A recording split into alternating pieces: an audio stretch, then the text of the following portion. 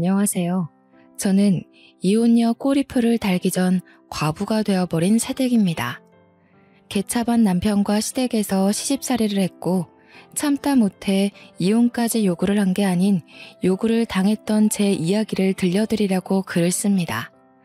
가진 것도 없는데 제 뒤를 지켜주는 부모가 없으면 그렇게 세상살이가 지옥 같다는 걸 느꼈어요. 그걸 어릴 때만 해도 몰랐습니다.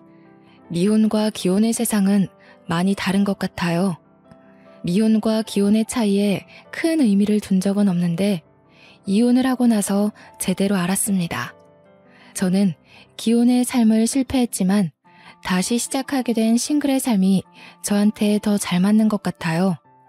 비록 기혼을 선택하는 실수를 저질렀어도 다시 싱글로 돌아온 것에 된 것에, 그리고 이전의 미혼 삶보다 더 윤택한 조건으로 싱글이 되었다는 것에 그 실수가 용서가 됩니다. 지금부터 저의 개차반 시댁 이야기를 간추려서 들려드릴게요. 저는 평범한 가정에서 태어나 평범하게 자란 막내딸입니다. 제 위에는 친오빠 하나가 있고 엄마 아빠는 늘 우리 남매에게 사랑을 주는 부모였어요. 부모님은 저희 앞에서 다투는 법이 없으셨고 부모님의 훌륭한 훈육 덕분에 우리 남매 사이도 참 애틋하고 사랑이 가득했어요. 이런 행복한 가정이 깨트려진 건 친정 부모가 돌아가시면서부터였는데요. 제 생일날 가족끼리 놀이공원을 갔을 때입니다. 제 나이는 당시 초등학생이었어요. 쉽게 일어날 수 없는 사고가 왜 하필 우리 부모님한테 일어난 건지 하늘을 많이 원망했습니다. 한 놀이기구가 고장이 나서 멈추는 바람에 일어난 사고였고 119를 불러 사람들을 대피시키던 중 3쌍 정도의 부모님들이 우리뿐만 아니라 아이들 먼저 기구에서 내려주는 걸 돕고 있었어요. 그런데 아이들이 다 내리자마자 기구가 버티지 못하고 쓰러졌죠. 하늘에서는 기다렸다는 듯이 어른들을 뿌연 연기 속으로 전복시켰습니다. 그렇게 저는 부모님을 잃게 된 겁니다. 하늘에서 천사가 필요하면 착한 사람들을 일찍 데려간다던데, 그래서 우리 부모님이 하늘 일을 하러 가게 된 거라고 친오빠가 어린 저더러 그렇게 얘기해 준 적이 있었어요. 오빠도 힘들었을 텐데 어린 저를 위해 제 앞에서만큼은 눈물을 보인 적이 없었습니다. 적어도 제 기억으로는요. 친오빠도 당시 중학생으로 어렸던 나이인지라 어쨌든 우리 둘 다 부모님의 죽음을 실감하기가 너무 어려웠어요. 친척들이 우리를 걷어줬는데 선심 좋은 친척들의 보살핌이 아니었다면 다시 일어서는 게 더 고역이었을지 모릅니다. 저희 남매는 친척 덕분에 성인까지 나름 잘 먹고 잘 살았어요. 친오빠는 제 앞에서 티를 안 냈을 뿐 오빠 나름대로 상처가 컸는지 부모님 사망의 트라우마 때문에 구급대원이 되었습니다. 저는 오빠의 뒷바라지로 인해 대학 4년제를 다녔고요. 친오빠는 저를 자기 딸처럼 키우듯 많이 지원을 해줬습니다. 나름 오빠라고 제가 부모님의 빈자리를 느끼지 않도록 노력 많이 해주었어요. 그걸 알기 때문에 저도 얼른 취업을 해서 오빠한테 도움되고자 했고 열심히 공부해서 대기업에 취직했습니다. 대기업에서 받은 봉급을 모아 오빠에게 빚진 돈을 갚으려 했으나 친오빠가 혼을 내는 바람에 할 수 없이 혹시 모를 일을 대비해 돈을 모아두기만 했어요. 부모님이 없는 세상에서 살아야만 하는 건 정말 지옥이나 다름없는 일이었지만 이보다 더 지옥 같은 일이 있다고는 상상하지 못했습니다.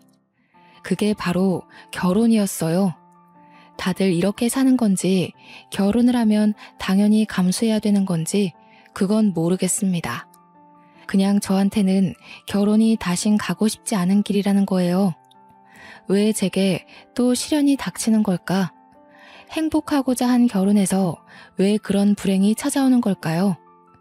지난 날을 돌이켜보면 너무 후회스럽지만 못 가본 길에 대해 흔들리는 건 어쩔 수 없는 사람의 본능이 아닌가 싶습니다. 그래도 지금 글을 쓰고 있는 이 시점에선 모든 걸 다 잘 회복 중에 있네요. 제가 남편을 만난 건 같은 사내에서였습니다. 남편은 저와 같은 기수로 입사하였고 저보다 2살이 많았어요. 남편은 제 가정사를 알고도 따뜻하게 위로를 해준 사람입니다. 당시 제가 부모님 돌아가시고 공부에만 미쳐서 살다 보니까 연애를 해본 적이 없는데요. 대시하는 남자들이 있었다고 해도 관심이 없어서 다 쳐내기만 했어요. 그런데 어느 날 친오빠가 저한테 그런 말을 해주더라고요. 오빠는 네가 결혼해서 가정을 꾸릴 때까지 결혼할 생각 없어. 내가 널 혼자 두고 어떻게 다른 가정을 만들어. 그런 말을 듣고 당시에는 제가 오빠에게 가장 큰 담례를 할 수 있는 것이 결혼이라 생각했습니다. 그래서 마음 맞는 사람이 있으면 결혼을 하고 싶었고 그 뒤부터 자연스레 오는 기회들을 거부하지 않고 남자들의 태도를 지켜봤습니다. 단지 남편을 알기까지 마땅히 결혼을 하고 싶었던 남자가 없었을 뿐이라 결혼을 하지 않은 것도 있었나 봐요. 남편과 사적인 만남이 늘어갈수록 이 사람이다 싶더라고요. 남편이 제게 상냥하고 제 말이라면 다 들어줄 것처럼 모든 걸 다 해줬는데 그런 물질적인 선물보다 제가 남편에게 끌린 건 다른 부분에 있었습니다. 부모님 없는 고아 신세인 저처럼 남편 또한 가정사의 아픔이 있었다는 거예요. 시부모가 재혼 사이라는 겁니다. 재혼 과정에 대한 자세한 내막은 시부모가 말을 안 해줘서 남편도 잘 모른다고 하더군요. 자기 아빠의 재혼이면 무슨 사정인지 모를 수가 없는데 그땐 제가 너무 순진해서 남편을 고지곳대로 믿었습니다. 결혼을 했는데 시부모는 제가 부모 없는 것에 대해 별다른 거부감은 안 보였습니다. 물론 그렇다고 자기 아들의 짝으로 저를 환영을 하는 것도 아니었어요. 지금 생각해보면 제가 고아라서 마음에 안 들었지만 집을 해왔기 때문에 시부모가 아무 말 안 하지 않나 싶어요. 남편 쪽이 저보다 훨씬 잘 사는 형편인지라 친오빠 말로는 집이라도 해가야 무시 안 받는다고 하더라고요. 그래서 제 형편에 굳이 무리해서 오빠의 도움을 또 받아 집을 해간 거였습니다. 그것도 강남의 좋은 아파트로요. 친오빠의 조언 덕분에 출발을 잘했다고 생각했는데 문제는 출발점이 아니었습니다. 결혼은 매 순간 고비일 수밖에 없다는 걸 살면서 느꼈어요. 남편은 좀 사는 형편 때문인지 생각보다 돈 쓰는 씀씀이가 해펐습니다. 남편이 저를 잘 위로해준 것처럼 남편 주변에는 사람이 늘 많아서 어딜 가나 남편이 자리를 참석해야 했고 계산을 해야 했습니다. 남편이 여유가 되니까 그런다는 건 알겠는데 연애 때는 안 그러던 사람이 갑자기 친구들을 엄청나게 만나길래 좀 놀랐어요. 솔직히 소비 습관 보는 게 좀 불편했습니다. 저랑 오빠는 어릴 때부터 아껴야만 했기 때문에 아끼느라 제대로 돈을 쓰지도 못한 사람들이거든요. 그런데 남편은 정반대라 심지어 한두 번이 아니라서 문제라는 겁니다. 자기야, 돈 너무 많이 쓰는 거 아니야? 이번 주만 벌써 5번째 약속이잖아. 이러다 급할 때 쓸 돈 없으면 어떡하려고. 뭘 그런 걸 걱정하고 그러냐? 사정 되니까 쓰는 거지. 너 챙겨줄 돈 없을까봐 그래? 내가 얼마나 대단한 사람인지 모르는구나. 알지. 아니, 결혼하기 전에는 안 그랬던 것 같아서. 친구도 잘 안 만나고 친구 없다고 그랬잖아. 그래서 나는 정말 자기가 나 아니면 다른 인맥은 없는 줄 알았는데. 우리 자기 왜 이렇게 순진해? 그때는 주변 인맥 끊고 너한테만 신경 쓰느라 그랬지. 내가 우리 와이프 얻으려면 그 정도는 집중해야 될 거 아니야.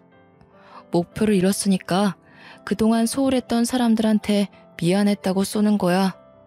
큰 인물이 되려면 대인관계가 다 자산이거든.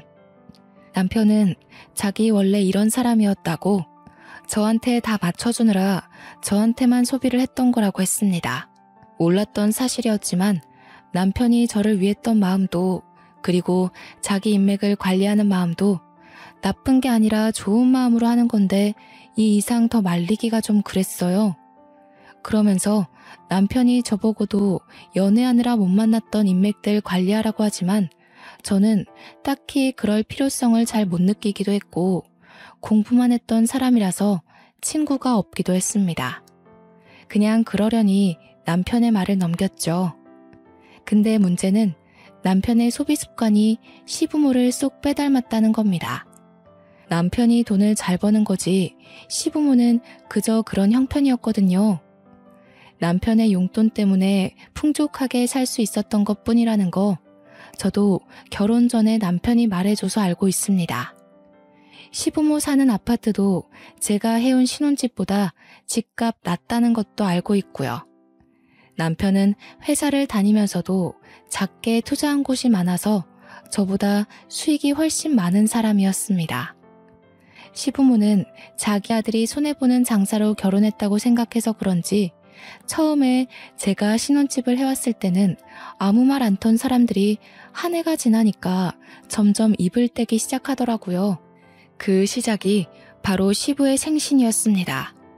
시부 생신 선물 때문에 시모한테서 전화가 온 날이었어요. 아들은 매달 용돈 주는 것만으로도 우리가 이미 선물 받은 거나 다름없다. 그래서 아들한테 더 부탁하긴 면목이 없고 너한테 따로 시애비 선물 기뜸해 주려고 연락했어. 아, 그러세요? 그렇잖아도 뭐 필요한 거 없나 여쭤보려고 연락드리려던 참이었는데 용돈이랑 고민하고 있었거든요. 아버님께서 따로 갖고 싶은 거 있으신가 봐요? 그래도 생일 선물인데 용돈보다는 눈에 보이는 게 좋지 않나 싶네. 다른 축하 파티나 식사 자리는 따로 필요 없고 지갑 하나면 될 것 같은데. 지갑 정도야 사드릴 수 있어서 저는 흔쾌히 알겠다고 했는데요. 시모가 따로 찾아놓은 지갑이 있다고 저한테 보내주더라고요. 그게 바로 제 불행의 시작이었다는 겁니다. 저는 그 지갑 정보를 보고 경악을 금치 못했어요. 지갑이 무려 500만 원짜리 명품 지갑이더라고요. 지갑 하나에 500이라는 것이 놀라워서가 아니에요. 그냥 생신 선물 치고는 너무 과한 금액이라서 당황스러울 뿐이었습니다. 저는 시모한테 다시 연락해서 너무 비싼 것 같다고 말씀을 드렸어요. 너는 우리한테 용돈도 안 주고 혼자 벌어먹고 있지 않니? 집 하나 했다고 두 손 두 발 놓고 있으려고 했어? 앞으로도 용돈은 내 아들만 줄 것 같으니 너더러 한 번 해줄 때 크게 해주라는 거야. 어머님, 그래도 500만 원은 제 선에서 좀 힘에 부치는 금액이에요. 다른 선물 뭐 없을까요?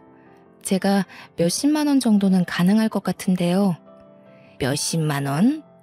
우리 그런 건 명품 취급도 안 한다. 너가 우리 집 식구 된 지 얼마 안 돼서 모르나 본데 우리 아들 연봉 얼만지 알지? 우리가 재벌이나 다름없어. 사장 사모가 몇십만 원짜리 들고 다니면 사람들이 뭐라고 생각하겠니? 솔직히 시부모 댁이 명품을 들고 다닐 정도로 차고 넘치는 집도 아니었고 명품이 어울리는 사람들도 아니었습니다. 시부모는 남편이 사준 명품 옷이 있더라도 그걸 아낀다며 잘 꺼내 입지도 않는 사람들이에요. 남편 말로는 시부모가 자기 생각해서 용돈 달라는 소리도 잘 안 한다길래 남편이 알아서 시부모 용돈 챙겨주는 거라고 했거든요. 그런데 제가 보는 시부모는 남편이 말해준 이미지와 좀 다르다고 느꼈습니다. 욕심이 없는 사람이라고요? 글쎄요. 저는 문제가 되기 시작한 생신 선물부터 시부모의 욕심을 눈치챘는걸요. 너도 우리 아들이랑 같이 대기업 다니지 않냐? 우리 아들만큼은 못해도 500만 원 선물에 부담스럽진 않을 텐데. 설마 우리한테 그 돈 쓰기 아까워서 그런 거니? 아니요, 그럴 리가요. 아무래도 큰 돈이다 보니까 남편이랑 상의해서 결정해야 될 것 같아요. 아버님 첫 생신 선물인데 신경 써서 준비할 테니 걱정 마세요. 우리 아들한테 상의를 하긴 뭐래. 그럼 그게 아들이 사주는 선물이지 며느리로서 주는 게 아니잖아. 너한테 더 안 바랄 테니까 시애비 선물 그거 하나 딱 해줘라. 500만 원 돈이 없어서가 아닙니다. 그냥 처음부터 이렇게나 값비싼 선물을 사드리면 그 다음엔 더 비싼 걸 사야 될 것 같아서였어요. 시모의 첫 부탁인데 남편한테 철저히 비밀로 하라는 시모의 말을 거역할 순 없어서 비밀은 지키되 선물은 다른 걸로 신경 써서 구매를 했습니다. 시부모가 환장하는 명품으로요. 시부 생일날 남편과 함께 시댁으로 동행했고 남편은 잠깐 통화할 때가 있다고 저더러 먼저 올라가라길래 저 혼자 시댁을 들어왔어요. 시모는 제가 선물을 사왔다는 걸 알고 되게 반갑게 반겼습니다. 저에게 속닥거리며 자기가 사오라는 선물을 사왔냐고 시부가 엄청 기대 중이라고 요란 피웠어요. 지갑을 사긴 했죠. 시모가 말한 500만 원짜리가 아니었을 뿐입니다. 저를 끌고 들어간 시모가 시부 앞에서 마치 자기가 칭찬받고 싶어 안달난 사람처럼 자랑까지 하더라고요. 당신 지난달에 명품 지갑 하나 갖고 싶다고 했죠? 우리 새아기가 당신 생각해서 그걸로 딱 사왔지 뭐예요? 제가 따로 연락해서 부탁했다니까요. 난감한 상황이었습니다. 시모의 자랑에 시부는 이미 기대에 찬 눈빛이었어요. 시부가 이 선물을 풀어보기 전에 사실을 말씀드려야겠더라고요. 저는 들뜬 두 사람 앞으로 머쓱하게 웃으면서 시부 지갑 그때 그게 아니고 40만 원 정도의 적당선의 명품으로 샀다고 했어요. 시모한테는 여건이 안 돼서 그렇게 결정한 거라고 죄송하다고 했더니 시모가 그 지갑의 가격을 알고 제 손에 쥐어진 종이 가방을 그 채로 저에게 던졌습니다. 뭐라고? 넌 우리 집을 뭘로 보는 거니? 아니, 시애미를 뭘로 보는 거야? 내 말 귓등으로 들었어? 내가 뭐 재혼했다고 무시하는 거야? 네 시애비가 어떤 사람인데 이런 싸구려를 갖다 줘? 무슨 말씀을 그렇게 하세요? 제가 언제 재혼을 언급했다고. 그리고 싸구려라뇨. 그것도 명품이에요. 근데 어머님, 솔직히 어머님께서 너무 선 넘는 선물을 요구하신 건 맞잖아요. 뭐야? 집 해올 때는 돈 많은 것처럼 유세란 유세는 다 부리더니 시댁에 선물 주는 게 그리 아깝든? 내가 쪽팔려서 어디 모임에서 말이나 할 수 있을지 모르겠다. 시부모는 일을 안 하고 아들 주는 용돈으로 탱자탱자 놀고 있는 사람들입니다. 솔직히 그때 그런 생각을 했어요. 아들 등골 빼먹고 사는 주제에 재벌인 척 한다고요. 참 우스운 꼴이었죠. 하지만 제 속내가 그런 시부모의 성품을 가볍게 이겨낼 정도로 멘탈이 강한 사람은 아니었습니다. 너무 화가 나서 눈물까지 날 지경이었어요. 시 또한 기분 상해서 저를 보고 쯧쯧거리며 거들떠도 보지 않더군요. 때마침 남편이 들어왔고 남편은 거실에 멀뚱히 서 있는 저더러 왜 그렇게 서 있냐고 물었습니다. 제가 대답을 안 하고 있으니 바닥에 떨어진 지갑을 본 남편은 대충 상황을 파악한 것 같았어요.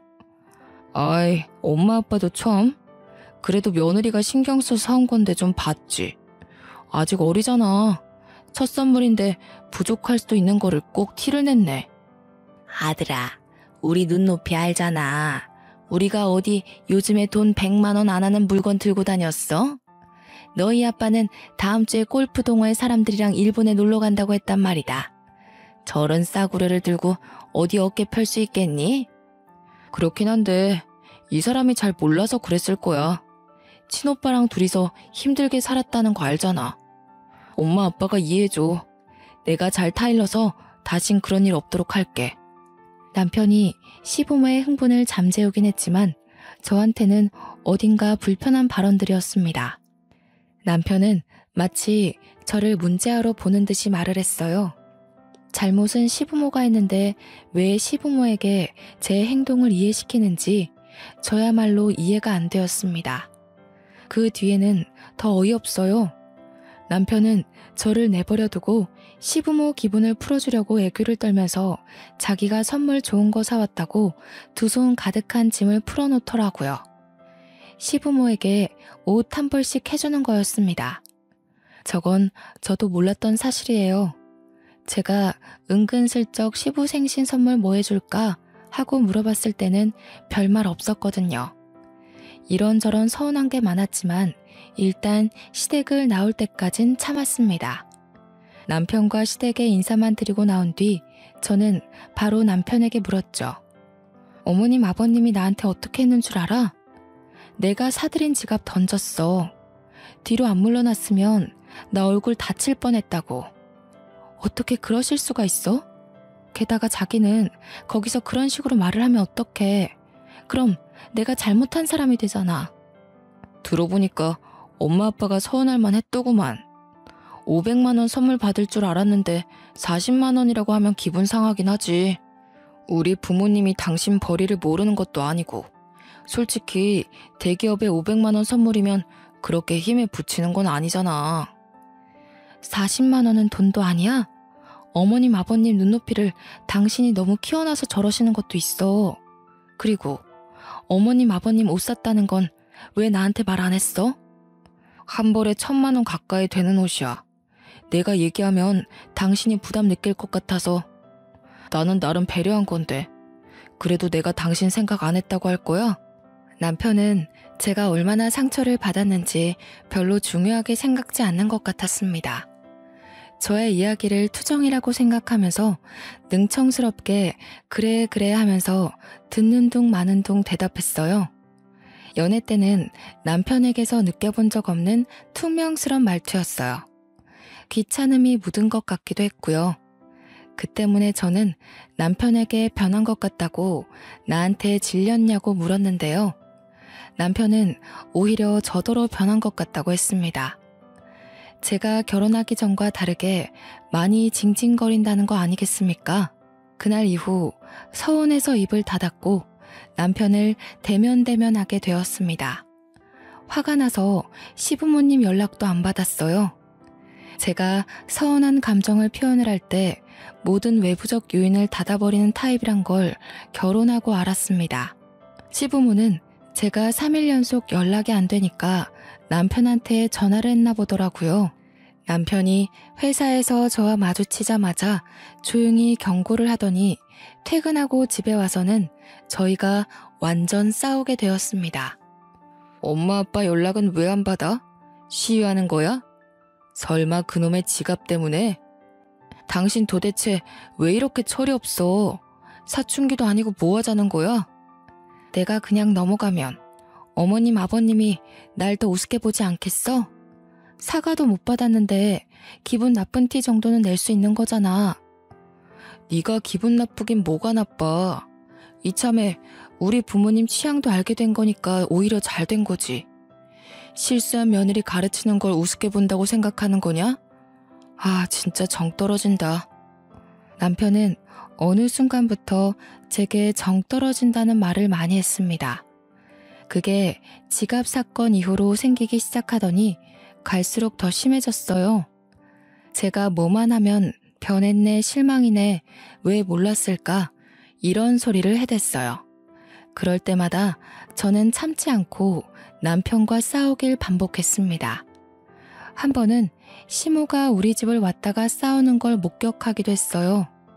내가 부모로서 내 아들 짝을 똑바로 결정해줬어야 하는 건데 하여간 부모 없이 큰 것들은 다 이 모양이라니까. 여자가 억측스러운 게 얼마나 천박한 줄 모르는 거니? 됐어 엄마. 내가 알아서 길들일 테니까 오늘은 그냥 가봐야겠다. 미안해. 애써서 왔을 텐데 헛걸음하게 만들어서.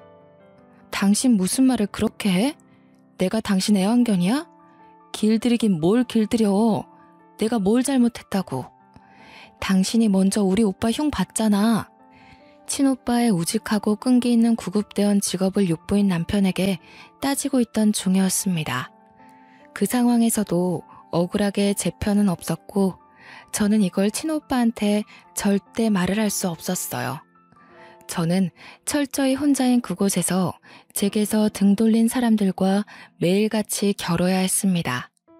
어느 순간부터 남편은 제가 잠에 들 때 집에 들어왔고 같이 겸상한 지가 가물가물할 만큼 사이가 멀어지게 되었어요. 그렇게 화병을 안고 친오빠 생각만 하며 버티고 살던 중 제 분화구가 결국 폭발하게 되는 날이 찾아오게 되었는데요. 제 스트레스가 극에 달했을 때 친오빠가 결혼을 하게 됐거든요. 저는 진작에 친오빠 결혼을 위해서 따로 돈을 모으고 있었어요. 축의금으로 1,000만 원을 준비했었고 결혼식 전날 현금을 봉투에 따로 넣어서 내일 친오빠를 미리 만나서 주기로 약속을 했습니다. 그리고 오빠 결혼식 당일이 되었을 때 아침에 준비를 끝내고 가방을 챙겼는데 분명 가방에 넣어뒀던 축의금이 어디로 간 건지 사라지고 없지 뭡니까? 남편에게 물어봤지만 남편은 모른다고 답할 뿐 잘 좀 챙기지 그랬냐면서 또 한숨만 쉬었습니다. 당시 그때는 남편과 싸울 시간이 없었어요. 졸인 마음으로 집안 구석구석 뒤졌는데도 봉투가 안 보이더라고요. 찾다가 지쳐가고 있을 때 그만 출발해야 할 시간이 임박했고 결국 저는 빈손으로 친오빠 결혼을 축하하게 되었습니다. 친오빠에게 축의금 사정을 얘기하고 미안하다 했더니 오빠가 자기는 괜찮은데 그 돈 어떡하냐고 다시 한번 잘 찾아보라고 위로해 주더군요. 그래서 집에 가서 다시 찾아봤습니다. 며칠을 찾아도 없어서 결국 포기를 해버렸는데 한날 시부모 집 근처에 갔다가 경비원이랑 얘기 중인 시부를 발견했어요. 시부가 경비원에게 지난번 문제를 일으켰던 500만 원 명품 지갑을 들고 있더라고요. 경비원에게 자랑을 하고 있었습니다. 그런데 왜 그 순간 지난날 잃어버린 축의금이 떠올랐을까요? 저는 시부에게 다가가 시부한테 지갑 사셨네요 라고 슬쩍 물었는데 소스라치게 놀란 시부가 뜻밖의 성질을 부리는 거 아니겠습니까? 그리고는 불이 나게 도망치듯 집으로 들어가길래 저도 황급히 쫓아갔습니다. 밖에서 며느리 만났어. 하필 내가 경비한테 지갑 얘기하고 있다가 그걸 얘가 봤지 뭐야. 우리가 자기 돈 슬쩍 한 걸 눈치채면 어떡해? 에이, 어디 1,000만 원이 자기만 있나? 그리고 눈치채면 어때요? 우리한테 10원 한 장 쓰는 것도 아깝다고 하는 며느리니 이렇게라도 시부모로서 용돈을 받아야지. 현관문이 스무스하게 닫히고 있었는데 완전히 닫히기 전 뛰어들어갔던지라 제가 집안에서 듣고 있었다는 걸 시부모가 몰랐던 모양입니다. 제 돈의 행방을 알게 된 저는 시부모를 큰 소리로 부르면서 버럭 언성을 높였어요. 놀란 시부모가 나자빠지려다 말았는데 이날이 바로 제 분화구가 폭발한 날입니다. 어떻게 그러실 수가 있어요? 저희 집에 몰래 들어와서 제 가방을 뒤지신 거예요? 도둑이세요? 당장 돈 돌려주세요. 안 주시면 경찰에 신고할 거예요. 뭐야? 인정머리 없는 것. 네가 하도 짠순이처럼 돈 아끼니까 우리가 알아서 좀 용돈 탔다. 그러게 네가 우리한테 신경 쓰는 티라도 냈으면 우리가 이렇게까지 했겠어? 죄송하다고 고개 숙이지는 못할 망정 내가 이걸로 도둑 소리까지 들어야 되겠니? 네, 완전 개도둑이죠. 그 돈이 어떤 돈인 줄 알아요? 어머님 아버님이 그렇게 흥청망청 쓸 돈이 아니란 말이에요. 애도 안 하는 짓을 다 늙어서 무슨 추태인 거예요? 살다 이런 사람들 처음 보네 진짜. 뭐? 너 뭐라 그랬어? 감히 시애미한테 도둑? 추태? 여보, 이 애가 정신이 나갔나 봐요. 우리를 우습게 보는 게 맞았다니까요. 야, 내 아들한테 말하면 너 바로 이혼이야. 네, 이혼할게요. 거지 같은 집안 제가 그냥 버리고 말지. 여기서 버티고 살아준 게 제가 아쉬워서 그런 줄 아세요? 저희 오빠가 저 때문에 그만 고생하길 바래서였어요. 그런데 오빠는 아마 제가 이렇게 사는 것에 더 속상할 것 같네요. 이 거지 같은 곳 당장 나가버릴 거니까 제 돈 주세요. 내 돈 달라고요. 목에 핏대를 세우면서 시부모를 잡아먹을 것처럼 악을 썼더니 시부모가 크게 당황하면서 그대로 남편한테 전화를 했습니다. 뒤늦게 남편이 찾아왔고 저는 그 자리에서 남편에게 풀스윙 싸다구를 맞았어요. 누굴 한두 번 손대본 솜씨가 아닌 건지 남편은 쓰러진 저를 멱살 잡고 세워서 흔들기 시작했는데요. 이혼? 네 입에서 그 소리가 먼저 나올 만큼 잘나지 않았을 텐데. 그래, 내가 널 진작에 벌었어야 하는 건데 실수했어. 네가 감히 내 부모님한테 도둑 소리를 해? 너 합의 이혼은 기대도 하지 마. 소송할 거야. 위자료나 준비해. 남편이 저를 패대기 치자 그때 시부가 500만 원 지갑에 내용물을 다 빼더니 저에게 던졌습니다. 우리가 잠시 눈이 멀었다. 이깟 것도 며느리라고. 옛다. 치사해서 안 받아. 이렇게 돈에 미친 여자는 내가 처음 본다. 얼른 썩 꺼져버려. 제가 사준 것도 아니고 훔친 돈으로 산 거면서 저더러 도로 가져가라는 시부의 말이 웃기더라고요. 저는 굴하지 않고 그 지갑을 들고서 다시 시부에게 던졌습니다. 아버님 손때 묻은 건 더 이상 명품이 아니죠. 당신들도 돈이나 준비하세요. 진짜 돈에 미친 여자가 어떤 건지 보여드릴게요. 그래야 저도 그런 욕 먹는 게 덜 억울하지 않겠어요? 제대로 고소해 줄 테니까 기다려요. 내 전 재산을 털어서라도 당신들 쫄딱 망하게 할 거야. 그렇게 저는 집을 떠났고 여전히 친오빠한테 말하지 못했습니다. 그냥 혼자 모텔 잡아 지냈죠. 며칠간 변호사 사무실을 돌면서 소송할 방도를 알아보았습니다. 회사에서 남편을 마주치더라도 저희는 눈 한 번 마주치지 않았어요. 저희 사이를 아는 동료들은 저에게 한 번씩 싸웠냐고 묻기도 했는데 그때마다 저는 숨기지 않고 이혼할 거라고 말했습니다. 그 뒤로 동료들은 더 이상 저와 남편의 어색한 분위기를 질문하는 일은 없었는데요. 이혼을 앞두고 있다는 사실이 소문이 나서 남편 귀에까지 들어갔더라고요. 듣자 하니 남편은 이혼을 확실히 끝낼 때까지 이혼 사정을 숨기려고 했었나 봅니다. 저를 계속 비상구로 따라오라고 울음장을 놓았는데 그때마다 저는 남편을 쌩깠죠. 제게 무시당하는 게 화가 났는지 한 번은 남편이 직원들 눈을 피해서 억지로 저를 끌고 가려고 했던 적이 있었는데 제가 비명을 지르는 바람에 그마저도 실패했었습니다. 그러니까 남편은 저를 단 둘이 마주할 기회가 없었던 거죠. 그 상황에서 저는 매일같이 변호사와 면담을 하면서 소송 준비를 철저히 했어요. 그러나 이게 무슨 날벼락인 건지, 아니 이걸 내게 돈벼락이라고 해야 되는 건지 모르겠는데 저는 어느 날 충격적인 소식을 듣게 되었습니다. 남편이 회사 비상구 계단에서 굴러떨어지는 바람에 사망했다는 거 아니겠습니까? 당황스럽고 놀라운 소식이라서 급히 장례식장을 찾았는데 영정사진이 남편인 걸 보고 그제야 실감을 했습니다. 네가 어디라고 여길 찾아와? 이게 다 너 때문이야. 네가 우리 집 며느리로만 안 들어왔어도 내가 우리 아들을 잃는 일은 없었어. 내 아들 살려내. 우리 아들 살려내라고 이 여우 같은 년아. 불과 2주 전 제 뺨을 친 남편이 죽었다는 게 놀라워서 시모가 저를 원망하는 것도 안 들렸습니다. 이게 무슨 허무한 죽음이란 말입니까? 법정까지 가서 개싸움을 벌이게 될 줄 알고 정말 철저히 준비 중이었는데 죽어버리다뇨. 이건 저와 변호사님이 준비 못했던 변수였습니다. 그때 멍 때리고 있는 제게 시부가 나타나 밀치면서 불결하니까 꺼지라고 욕을 했어요. 집안에 제가 들어와서 망했다고 하면서 울부짖었습니다. 그 정신없는 와중에 순간적으로 제 눈에 들어온 사람이 있었는데요. 직장 동료들 틈에 껴서 조용히 음식을 먹고 있는 젊은 여자였습니다.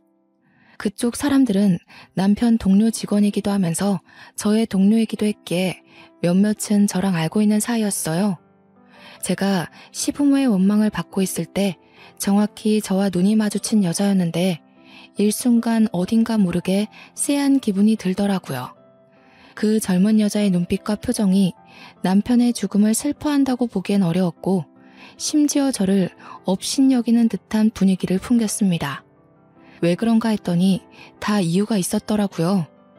남편이 사망했고 저희는 이혼 처리가 안 된 상황이었기에 남편 재산이 제게 상속됨과 동시에 남편 사망보험금마저 제 앞으로 되어 있어서 그 보험금까지 모조리 제게 떨어졌지 뭡니까.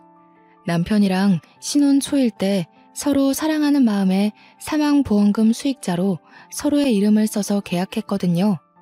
이 때문에 저는 수익자를 당장 친오빠 쪽으로 돌려놓는 대비를 하기도 했네요. 그런데 이 사실을 알게 된 시부모가 제게 소송을 하는 건 충분히 이해가 되는데 저를 찾아온 또 다른 사람이 있었어요. 바로 장례식에서 본 젊은 여자였죠. 장례식에서 저를 불쾌한 시선으로 쳐다보던 이유가 다 남편 재산 때문이었더군요. 뻔뻔하시네요.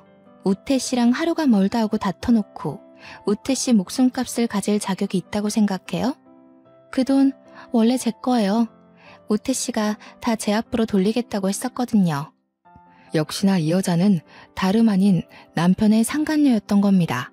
남편이 제게 정 떨어졌다고 주구장창 얘기할 때부터 시작했던 사이인 듯 했습니다.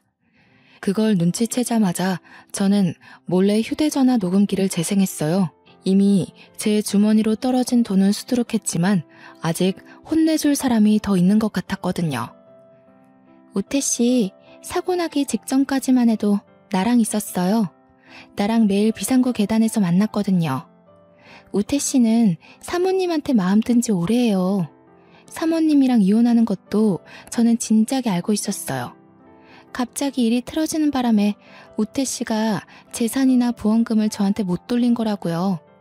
그러니까 염치 없이 그 돈 다 먹을 생각하지 마시죠. 주인도 아니면서. 솔직히 자격 없잖아요. 그러게요. 본부인이라면 남편이 바람피는 것 정도는 눈치챌 수 있어야 했는데 제가 본처로서 부족했어요. 그렇다고 이렇게 친히 찾아와서 도와줄지는 몰랐네요. 근데 남의 돈 탐내기 전에 자기 수중에 돈이나 잘 지켰어야죠. 그렇게 텅텅 빈머리로 어떻게 우리 회사 합격했는지 모르겠네요. 어쨌든 자백 감사해요. 저는 그대로 상간녀에게 녹음 사실을 밝혀준 뒤 비상구를 나왔습니다. 남편 회사 자리를 찾아가 뒤져 상간녀의 흔적을 더 찾았어요. 주변 동료들은 제가 그래도 아직 와이프 입장이다 보니까 남편 자리 뒤지는 걸 유품 정리하는 걸로 생각하더라고요. 그 덕에 저는 편하게 상간녀의 흔적을 다 찾아낼 수 있었습니다. 손쉽게 상간녀 소송을 진행했고 시원하게 마무리가 될 줄 알았던 시점에 시부모가 저를 맞고소했더라고요. 자기 아들 재산이 왜 저한테 다 떨어지는 거냐고 부당하다고 소송을 한 거 아니겠습니까? 하지만 그건 어거지였을 뿐 당연히 기각될 수밖에 없었습니다.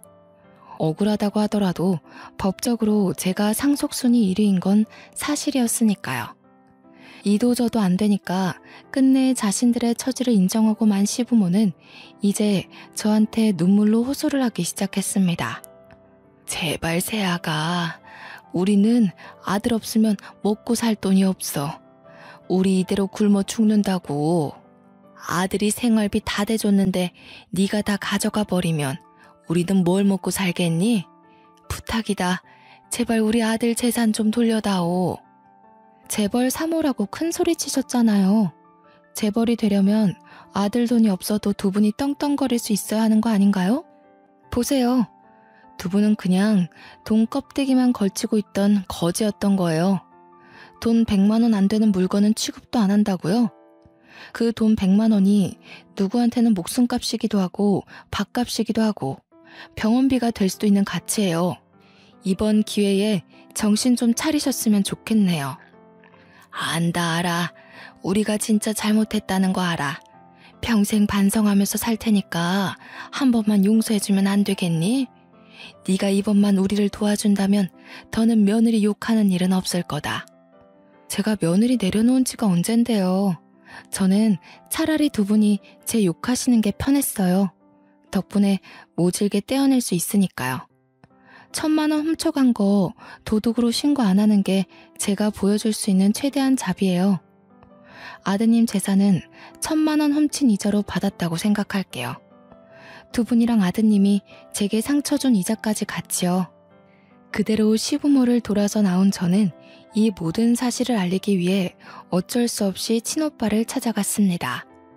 새언니가 차려주는 밥을 먹으면서 아직 퇴근 못한 친오빠를 기다리고 있었어요.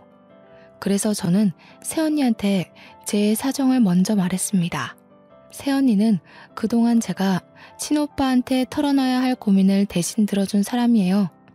제게 친언니처럼 늘 다정하고 신경 써주던 고마운 언니거든요. 아가씨도 참. 그래도 그런 큰일이 있었으면 오빠한테 말했어야죠. 혼자서 얼마나 고생했을까. 왜 나한테 그런 것까진 말 안 했어요. 내가 오빠한테 말할까봐요? 언니가 말 안 할 건 알았지만 그냥 말 그대로 너무 큰일이었잖아요. 언니 임신했다는 거 아는데 제가 어떻게 그런 소리를 하겠어요. 그리고 제가 드릴 게 있는데요. 나중에 태어날 우리 조카 위해서 써주세요. 저는 새언니에게 5천만 원 용돈을 줬습니다. 새언니가 깜짝 놀라더니 안 받으려고 하는 걸 제가 고모가 될 건데 이렇게 꼭 해주고 싶다고 사정을 했어요. 새언니가 눈물을 보이면서 자기가 뭐 해준 것도 없는데 이렇게 큰 돈까지 받아서 미안하고 고맙다고 하시더라고요. 그리고 친오빠가 퇴근을 하고 왔을 때 새언니가 저 대신해서 차분한 음성으로 설명해 주었습니다. 친오빠는 새언니보다 더 몰랐던 저의 사정을 알고 살짝 언성을 올렸어요. 제가 걱정되었기 때문이었겠죠. 새언니의 다독거림과 저의 깊은 반성 때문에 오빠는 금세 놀랐던 마음을 가라앉히고 저를 안아줬습니다. 자기가 친오빠로서 물려준 게 잘못이라며 자기 탓을 했죠. 그리고 저는 새언니한테 5천만 원을 준 것처럼 친오빠에게 돈 얘기도 하였습니다. 친오빠 역시 새언니처럼 받기를 꺼려했지만 제가 혼자 이 돈 다 못 들고 있는다고 뭐든 자산을 남겨야 하지 않겠냐고 고집을 부리는 바람에 제 의견에 넘어가 줬어요. 남편 덕분에 순식간에 떼부자로 싱글이 된 저는 친오빠한테 빚졌던 마음을 갚는다고 오빠랑 새언니를 위해 더 큰 집을 계약했어요. 둘 다 운전을 할 줄 알기에 차도 한 대씩 사주었습니다. 결혼할 때 진작에 이러고 싶었는데 뒤늦게라도 베풀 수 있어 얼마나 다행이었는지 모릅니다. 지금 저는 친오빠 집에 얹혀 지내면서 새로 살 집을 알아보고 있어요. 친오빠랑 새언니가 집도 넓은데 그냥 같이 살자고 했으나 둘 사이를 방해하는 눈치가 없는 시누이가 되고 싶진 않았습니다. 그래서 근처에 집을 구하는 걸로 합의를 봤어요. 그리고 제가 전화번호를 바꾼 게 아니라서 가끔씩 전 시모한테 문자가 왔는데요. 시모가 시부의 불륜녀였더라고요. 지금 시부가 옛날 버릇 못 버리고 또 바람나서 자기를 버렸다는데 집에서 쫓겨나는 바람에 시모가 갈 데가 없다고 하지 뭡니까. 그리고 늙은 나이에 일할 데도 없고 능력도 없어서 단순 노동을 하는 것 같더라고요. 시모가 자기는 이런 데서 더 일 못한다고 저더러 계속 재산 3분의 1만 달라고 하길래 스팸 처리해버렸습니다. 정말 개판인 사람들이 아니지 않나요? 제가 어떻게 저런 호랑이 굴에 들어갔는지 모르겠네요. 아무것도 모르고 들어간 게 어쩌면 다행이라고 생각해야겠어요. 원래 시부모가 개차반인 사람들이었지만 시부모에게 들은 욕 중에서 아직까지 제 마음에 남아있는 말이 있었는데요. 바로 부모 없는 자식들은 다 이 모양이냐는 말이 유독 강하게 남아있어요. 괜히 하늘에 계신 엄마 아빠를 욕먹게 한 것 같아서 그게 결국 제 탓 같아서 자책을 하기도 한답니다. 친오빠한테는 말 못한 상처라서 저 혼자 추스르고 이겨내야 되는데 청취자분들께서 응원 한마디씩만 해주실 수 있나요? 제가 한 번씩 약한 생각을 할 때가 있어서 이렇게 다른 사람들에게 억지로 위로를 끌어내네요. 그래도 지금은 이혼하기 전과 비교할 때면 제 앞에 또다시 기회가 온 거나 마찬가지 아니겠습니까? 저를 개털로 만들어버리겠다던 전남편의 각오는 결국 자기네 식구들을 개털로 만드는 결과를 내버렸네요. 역시 신은 공평하다는 말이 괜히 나온 게 아니라고 봅니다. 앞으로 저는 새로운 주어진 기회를 감사히 생각하면서 더 열심히 살아보려고요. 길었던 제 이야기 시간 할애해서 들어주신 거 정말 감사드리고 모두 행복하시길 바랍니다.